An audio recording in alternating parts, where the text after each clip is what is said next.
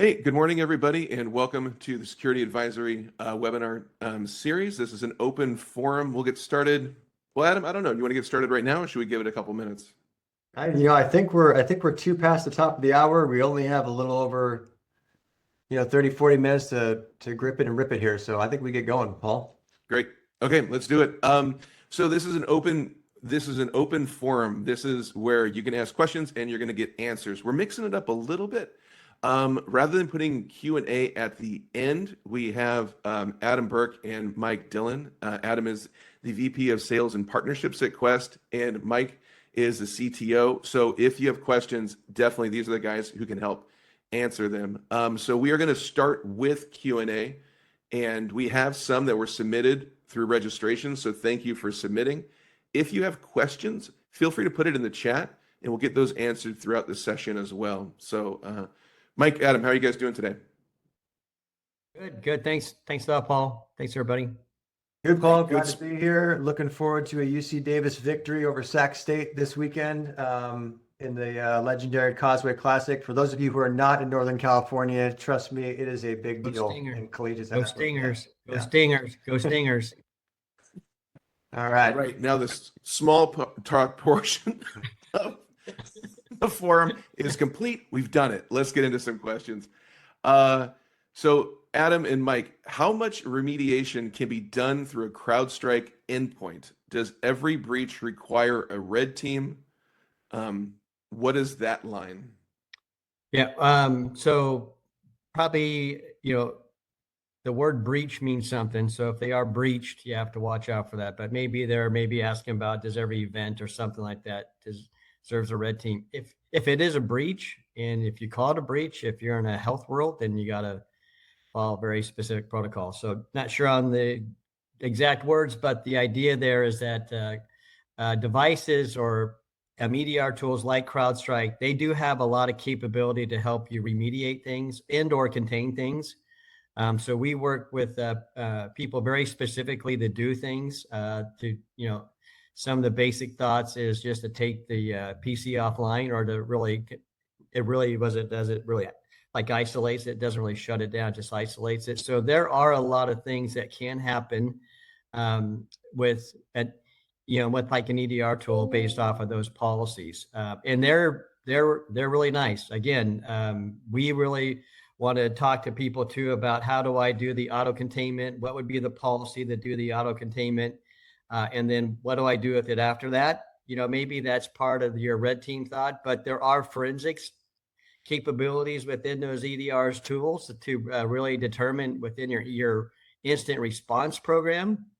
So it may not deserve like a red team, but you should have an instant response policy that says, hey, if I do reach something that is severe enough to contain something, who's on it, what logs are pulled, how do you analyze it?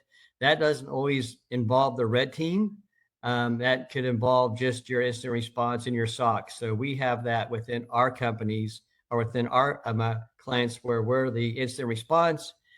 We work with customers, IT or their security teams, and we review that. It doesn't always, push out to like the red team.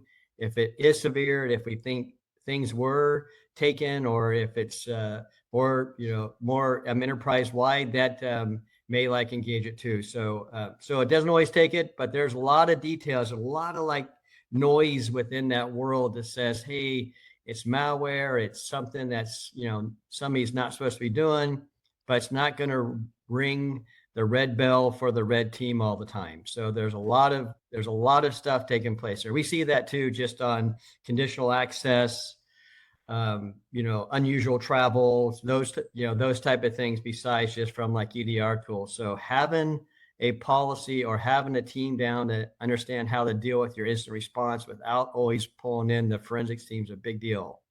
There's a lot of noise like that. And unfortunately, if you don't look through all of them, these tools are pretty smart now. They are telling you now things that you probably should look at, or that you need to look at. And how do you do that without always bringing in the red team is a good discussion and part of a lot of our SOC and IR policies too. So. Yeah, Mike, we just had one just this week where an organization thought that they had their it was basically a CRM type of a system where they had a compromise with some conditional access. They thought they had multi-factor authentication enabled across, their contractors. Turns out they didn't on some key accounts, and there was a compromise around getting access into their systems. And we got called in kind of, 2 or 3 weeks after that incident happened. And it wasn't an emergency. They thought they had things contained, but one of the main things, like you're saying, is, hey, there are certain like hygiene steps you need to take after potentially access has been granted to a bad actor or someone who hasn't, it's not a full level breach, but potentially there's been some things going on within the environment. Something's So happening. Yeah. changing passwords, making updates, Right. going through that and kind of removing that and making sure certain features like MFA are enforced across all users. It's just kind of basic blocking and tackling that really never goes away. Yeah. Yeah. I mean, these EDR tools and these systems are very sophisticated now. So if you've got them set up where they're telling you there's a problem, hopefully you're not just getting tons of false positives, but you're tuning those systems. But they're very intelligent now. And, they're trying to find those little gaps or those little strange things that threat actors love to be able to do. And they see a change. It's probably warranted to look at, but maybe not the full red team. But have a process to go through and look at it. And by the way, if you're in the regulatory requirements or any just good security practice, that you should have an instant ticket open up. So you've got that logged, because people may come back in 6 months and go, hey, what happened here? Or tell me what you've been doing with your instance too. So there's a big deal too. It's just not always the full blown ransomware where everyone gets involved or really needs to be involved. And like Adam, like you're talking about there with the CRM tool, sometimes you just don't know. So having a good instant response plan and partners and kind of get that down as a routine. Not that we like to do it, but there's a lot of incidents out there that people may just be ignoring, and it may be some early signs that somebody's into your system too. So there's a big deal. Good. Does that help? question. What was that, Adam? It's a good question. Good question. Yeah, good question. Great question. And I like doing the Q&A up front because you guys don't have to like race through and get them answered. Like you have time to really give a good response. So another question is, with over 500 security tools and an endless list of acronyms on the market, what makes Quest stand out, or why should someone choose Quest over the rest? Yeah. You want me to take that, Adam, or do you got that? Sure. No, go ahead, Mike. Yeah. Okay. So it is kind of unique, and everyone always kind of, we've been around for a long time. So it's 30, 40 years or something. We're just not just a EDR tool or some product tool or some VAR that just pushes a product tool and doesn't get into your operations. So we really get into your operations with you. It's dangerous if we don't, because we do so many things for customers. We're not there just to do a transition business, even like, hey, that's not my job now. So for instance, we will get involved with EDR companies who are just going to tell you about the situation, but now they go in and look at the configuration. We just talked about instant response, understand what your business is, understand your policies, understand your procedures, understand your overall platforms, understand your applications, understand your users. That is a big difference when you really have something that helps you. You'll have like somebody said, there are the 500 different vendors or something like that, right? That, we could work with 500 too, but at the end of the day, if you're looking for somebody that's going to help you, guide you through this, not just a SOC team, not just an EDR team, but really a full IT team, that's what makes this a big difference here. Our elevator pitch, if you will, is we're an IT company, and how can we help? We're not just an MSSP company, and how can we help? We're not just a SOC company. We're just not an EDR company. We're just not a security company. How can we help? We help people with their IT and their technologies, and that makes us a lot different than a lot of other people that just may send you the email and go, yeah, we see this event, we've done our own analysis, you should look into it at midnight, and you come into work on Monday. That's good to know, but somebody at midnight's got to get into your systems to see what the deal is and see what's going on and know your business too, and help you, mitigate those type of threats or disable things, or even, push the button to go further into IR and have the expertise 24 hours a day to do that. That is really hard to find. And if there is a ransomware attack, not that we like to do that with our existing customers, but, people don't always follow policies and stuff happens. And, we're instantly there to help people contain things. We're working with people about how to do recovery with like immutable storage. And we're there to help people to have, feet on the streets. If we need to have people out there to touch every desktop, whatever those situations are that we've dealt with, that is really hard to find within the world out there. You'll find a lot of people that are segmented if you want to be segmented, if you want to manage 500 vendors yourself, then good luck. You're the system integrator there, if you will, then.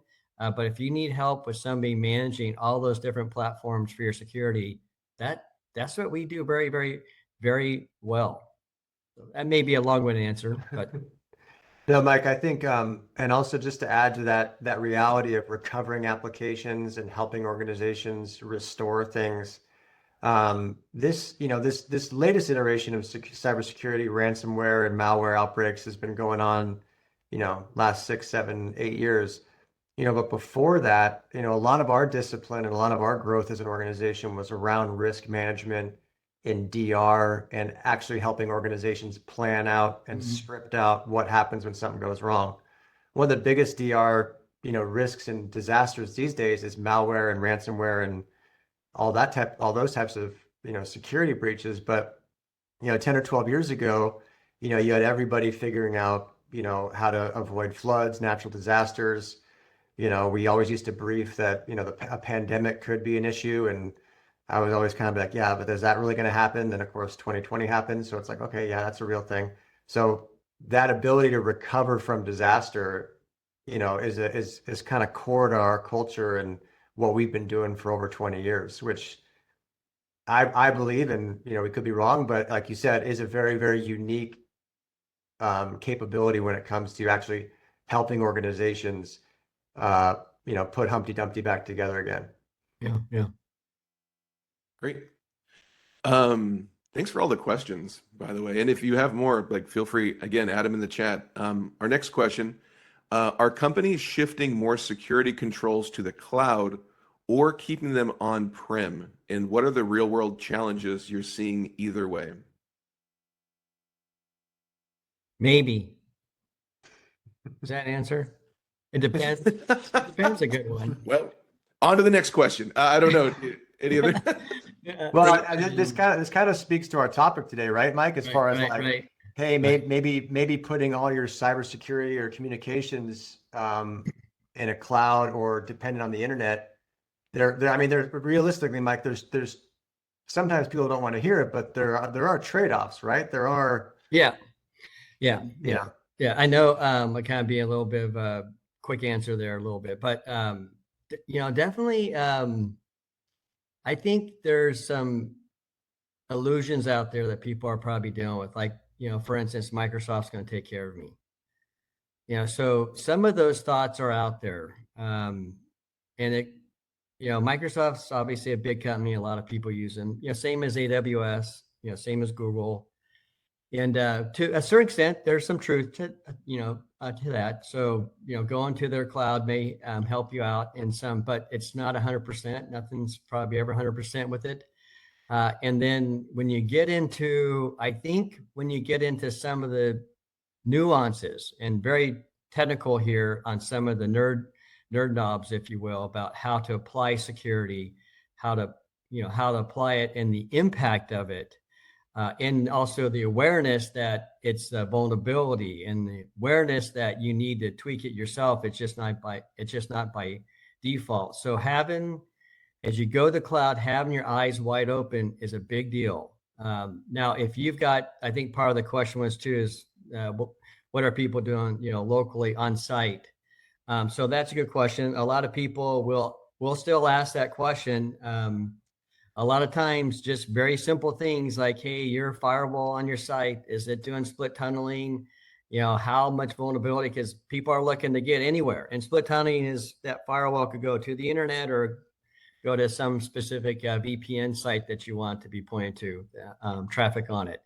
And a lot of people probably aren't maybe watching that all the way. So they're not watching those. They're not really probably paying attention to all of their users that log in and those user devices that log in. So if they're logging in from, the office or from home or from the hotel, that is still a risk that people are still challenged with. And then, just pure things of just social engineering when people try to get onto those people's accounts. So there's probably more moving parts today when you think about people, because you're probably just not using one cloud either, right? You could have, we're dealing with some people that are using 300-400 different SaaS applications, maybe even 10 to 20 different SaaS applications. Before it used to be all behind your firewall or something like that. Well, now it's a little bit more complex. You got to think about those 20 SaaS applications and what's their policy and what do you have to have MFA, like Adam talked about earlier with them. So it's made some things simpler. It's also made some things more complex and that you have to pay attention to. So definitely have to think about all of your SaaS applications, even when the CFO or VP of the call center or operations VP or something goes out and buys something. It's classic. IT is probably not in a loop, and they're probably not talking about security. You may have to deal with that too.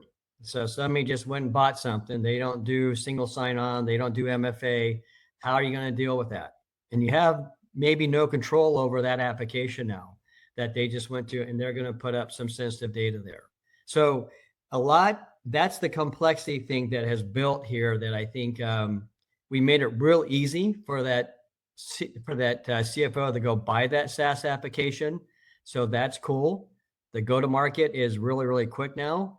But you just open up instantly as soon as they got that account. You could have opened up a whole can of worms on vulnerabilities for your, private information, corporate information that you couldn't have done as easy, maybe 5 years ago. So I do think people Adam talked about it from a risk perspective, looking at that from a risk management perspective is a big deal. Open your eyes. And again, IT may not be the only folks there, but open your eyes to the whole enterprise, to the whole company, and see what your risks are with these applications, because you probably have more than what you're probably aware of. And on some of these, the convenience factor, like, so conveniently putting your security policies or your control or your access control or how your people confirm who they are, there's IT is definitely fighting a two-edged battle here. You want it to be convenient, but at the same time, every step that you make it more convenient, on your left and your right flank, you're moving your supply line further out there, and you're making it very, very convenient for your end users to access things.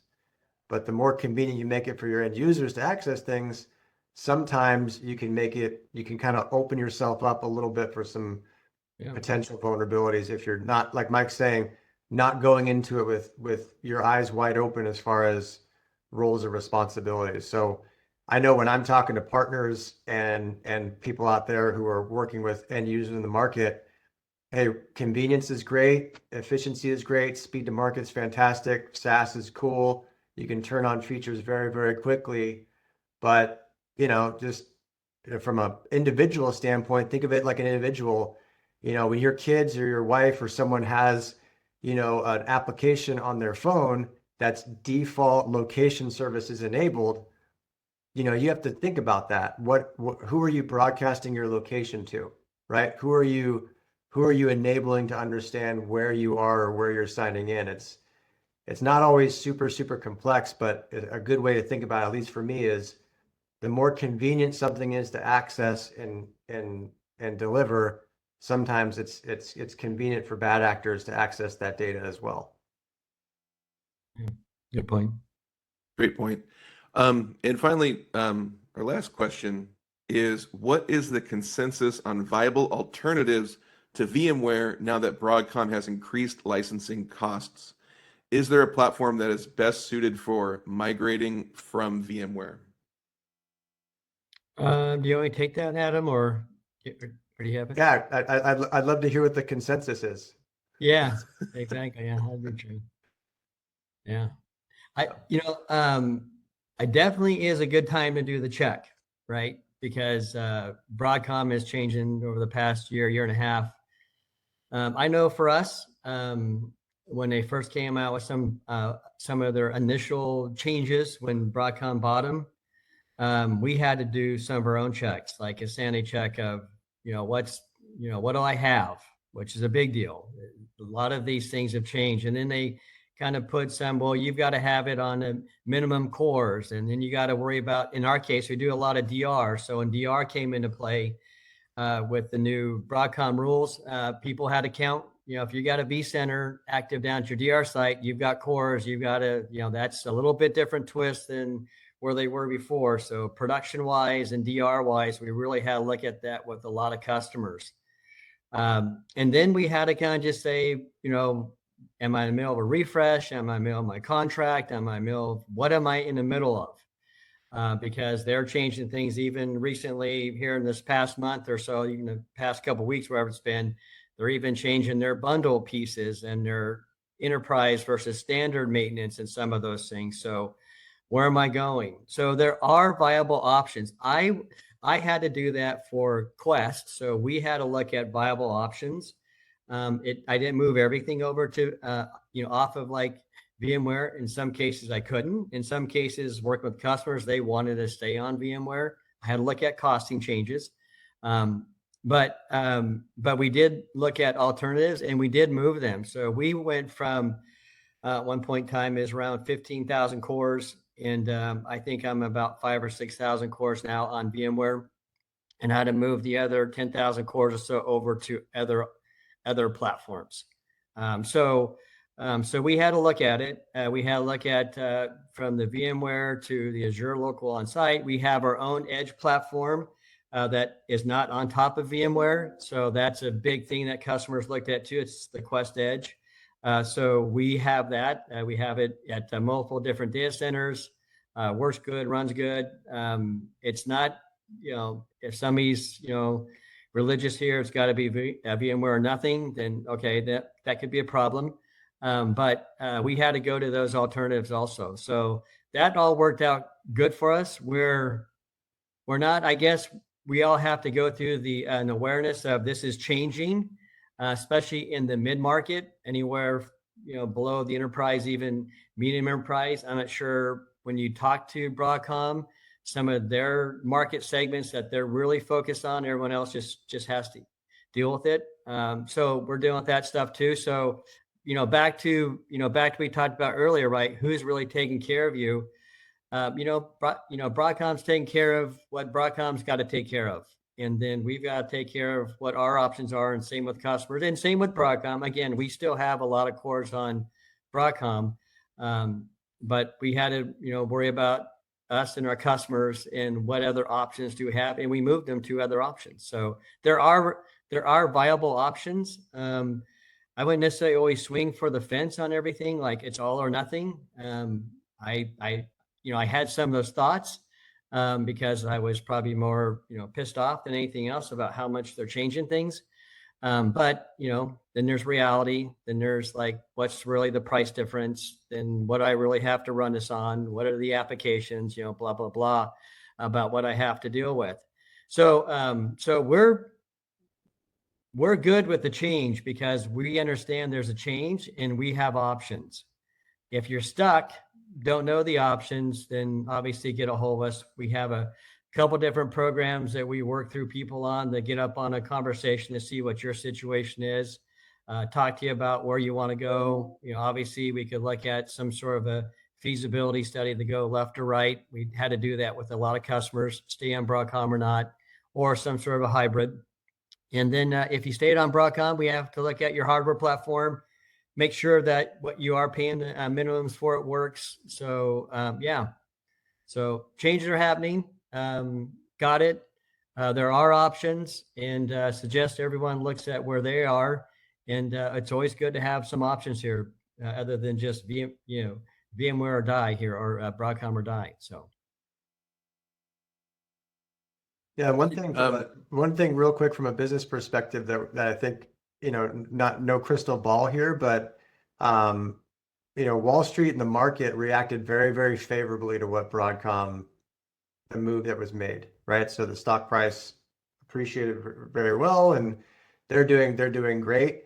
As you're looking at your software, you deal with software vendors and OEMs and things like that, they're going to see that success, right, as a strategy, right, and a potential option, across the market potentially. So, yeah. it's that they're not always follow the leader or always copying each other. But it was very, very well received by the market. Definitely a lot of frustration that we've experienced and heard, but if you kind of step back from that emotional response for a second and look at the market, it might be a signal of some other things coming down the road.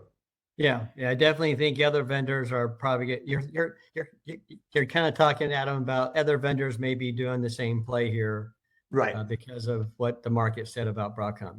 Yeah. And they are. So we have a program that we work with customers on about their licensing and their subscriptions, and again, they're just every vendor is doing something here, like Adam's talking about, and from a market perspective, it's been doing pretty good for them, like Adam said.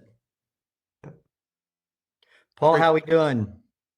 Good. We got a couple more questions. I know we're coming up on 30 minutes. Do you guys want to we'll kind of collect questions and then answer those towards the end, or you want to keep going with the Q&A? I think we're kind of hitting some of these things as we kind of go. I know, part of the thing here was obviously around the cloud and around the SaaS and around the outages that we've seen, especially some of the recent ones. And I think some of that has probably played into some of the answers or the questions that we've had. Okay. Definitely just put it out there. Definitely understand, a lot of people, so I'm not throwing stones here. We've had outages too, but definitely it's going to happen. So we kind of joke a little bit about, Microsoft Office 365 is probably more 354. So that stuff happens. Part of your business continuity, part of your disaster recovery, part of your risk, understand where you're at, understand some of the options you have. I think a lot of people will all of a sudden throw all of their eggs into a certain basket and be upset when they're down. I know Microsoft had a big outage, not necessarily all the time to their production, but it happened a couple of weeks ago where no one could get into the management console, which is a real challenge as people are trying to get in there, add people, middle of projects, moving things. It took a while it took like almost a day, and then another day after that for all that stuff to even speed up. So put into your strategy with your business partners that, this will happen. It happened when it was back at your data center too, by the way. It happens. It happens on the internet. So we are still surprised when this is the internet that a lot of people write on. Look at your vulnerability there too. Look at your, things of diverse paths, diverse carriers, all that good stuff matters. But you're on the internet, which is a public internet, and some, things happen on the public internet that not everyone can control. So definitely on these things from a security perspective, from an uptime perspective, from knowing about a downtime, knowing about a recovery process. We have people that do have, maybe their prod on their production on Azure, but their DR stuff on ours. And we've talked about RTO and RPO times. So just understand that stuff's going to happen. How do you mitigate that? How do you maybe have some redundancy? How do you not try to put all of your eggs in your basket so you're going to be hit by all that? It can happen. Not a lot of people do it because they like the ease of just going to AWS or Azure, or in this case, the Cloudflare outage, and they'll just take care of everything for me, which is cool. Like Adam said, that is a very convenient thing for people to do. They've got me. Well, they've got me have problems too. And when that happens, how does your business have to deal with it? And don't think it's not going to happen. So I think we're good. If you got another question, did we have this go on to 10:45, Paul, or something? I want to. Yeah, I believe so. 10:45, right, Adam? Okay, good. I'm Yeah. good with questions. Unless you have something else, Adam, you want to kind of plug in our topics there, and then back. No, to the no, question? no. I think our answers and kind of the questions are live and actually, relating them to the outages and some of the issues we're seeing, that like you said, it's the internet, right? So things happen, and things happen at data centers too. So I think the questions are great. Paul, what else we got? Perfect. We have, with SaaS and AI adoption accelerating, are there security and monitoring tools keeping pace? And what indicators tell companies they are covered? How do they know? How much shadow AI is going on? It's a big one. I could break that apart too, because that was 3 questions. Well, in let very me- quick let me- succession. Our policies are behind. Let me put it there. Policies and how the governance as a company goes to deal with this are probably behind. They're probably waiting for some event. They're probably waiting for something to leak. Even a thing right now, a little bit is, hey, when I'm on a virtual, a conference like this, I'm going to put on the AI tool because it, documents everything we talk about. Guess what? All of that is submittable in like court. So you used to have to worry about emails and text messages, and now you're going to have to worry about AI everywhere, because I've got things recorded on all of our customers because it's convenient. It's a cool tool. I mean, put your AI companion up on a WebEx or a team session, and they'll write out everything that was talked about, and will summarize it for you. Cool. And then if you ever get sued or have to go to court, you're going to have to probably worry about where that stuff's at. So a lot of that stuff, people are behind. So I'll just put it there. The policies are behind. And people are just probably waiting for lawsuits to come out really before they maybe even adjust that. So that's the first thing I would tell you about that question. And it's kind of hard to stop too. Not that there's an answer, but you've got to, like with us at Quest, we really make it hard for people to record WebExes. We had it before before we had AI, or before they had the AI tools, we had it with just WebEx. I couldn't just let everybody record a WebEx. It was just too much of a liability on what you have to take and what policy you have to have. Is it the same policy for everything that takes place, blah, blah, blah. If there's somebody that says, give me a copy of all of your WebEx recordings. So this is a big deal, because it could be PII information that's out there. It could be your customer information out there. It could be, could be HR type of sensitive data that you don't need to have out there. So, wow, there's a lot of that stuff that's probably out there, and people are just going to get drugged through courts on it. So, so from that perspective, that's a challenge. From a perspective of going back to, I think what somebody said, going back to the beginning with something like a CrowdStrike or something like that, you can put policies on your EDR tools now that helps you watch for those things. So if it's a corporate device, not maybe a BYOD, but a corporate device, you can apply policies that says, I'm not going to allow these guys to go to some of these AI sites unless they're approved. A lot of people don't have that in place. I annoy the heck out of our users at Quest because, they want us to do that too. I get it. But from our perspective, in the security of us, which is what we do, part of what we do, we've got to apply policy. So having the idea of the corporate policy, having the idea of tools that are going to help you manage and see that, you probably got all that now. If you want to go out and buy number 501 product because they're going to tell you that this is the silver bullet, then you can. That's up to you. And Adam and the team will sell it to you. If you already have 500, you probably have different ways to do that.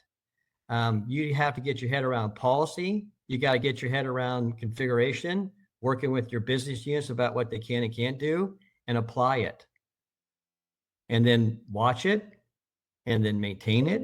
And if something comes up that somebody says, I think I should get to this AI site later, or blah, blah, blah, have a policy to have that reviewed, denied, or applied, and keep moving forward. So, so that's my 2 cents there about where I think people are with some of those tools. And it's real. I see it. I ask people at times not to turn it off when I get up onto somebody else's teams.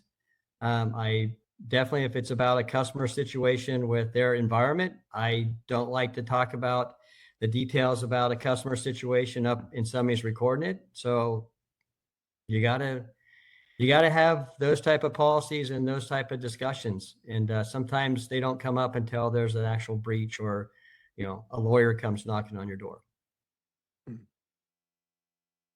And Mike, to echo kind of what you're saying, like a lot of those features are already there. It's more the awareness as far as, okay, what is the actual risk? Right. And how do we mitigate it, and how do we leverage the tool sets that we have already to either block that action, or at least put some gates in place for authorization or notification, or you have visibility to it. Correct. Correct. Yeah. A lot of those tools have things like, hey, I don't have to necessarily block it. I just want to report on it right now. So if I got to go back to my management or to my board to say, hey, here's what's going on, I'm not maybe making everybody in the company upset and causing that problem, but I could report on it. And then the company could look at it and go, wow, that's not good. Or maybe they'll go, okay, that's not too bad. We understand where the risk is, and we're okay with the risk, but there's a lot of these things you can just report on and not block. So there's those, types of configurations that we can set up, for folks too. So. Yeah, great question. Really great question. Yeah, that is a great question. That's a great question. Also, and I think you guys have been answering this throughout, but just kind of want to touch on it real quick. It was our final question. If there's anything else to add, key vulnerabilities to warn clients about as a valued touch point for action. I mean, so Mike, I know your team puts together, daily, sometimes weekly, whenever the severity events come out. There's a lot of events coming out all the time, Right. But we try to kind of parse through what are the most prevalent, and then what are the most impactful, and then get those broadcast out as they happen. Correct? We put those awareness trainings out pretty often. Yeah. So we do the security advisor messages. So that's what we put out on things that we are, maybe that we know specifically our customers have, or that we're running, or as a kind of a well-known platform. But there are services too that we could put together. We'll come in, look at your applications, look at your systems, look at your platforms, and be very specific about what you want to see too.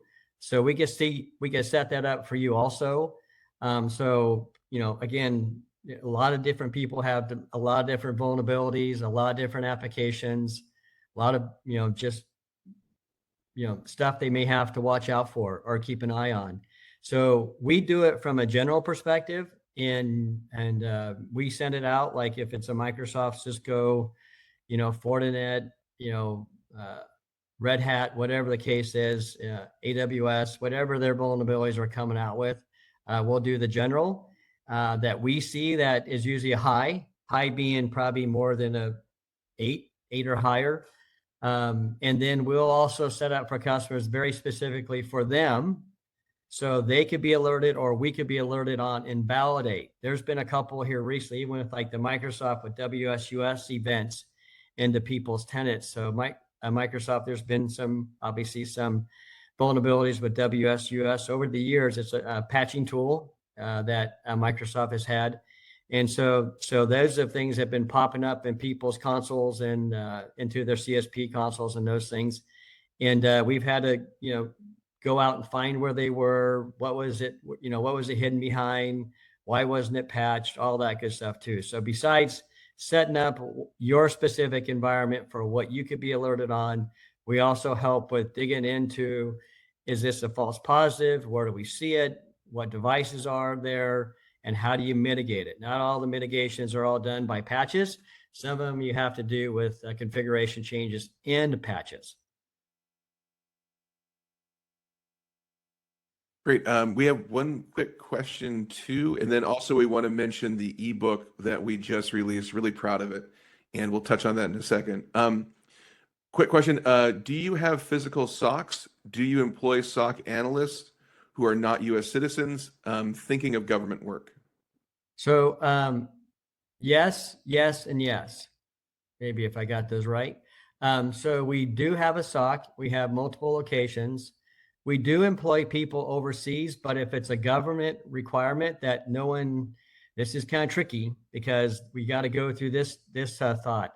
Sometimes people say they can't be overseas, period. They could be a U.S. citizen, but they can't be overseas, or even if they're a U.S. citizen, they can't be overseas.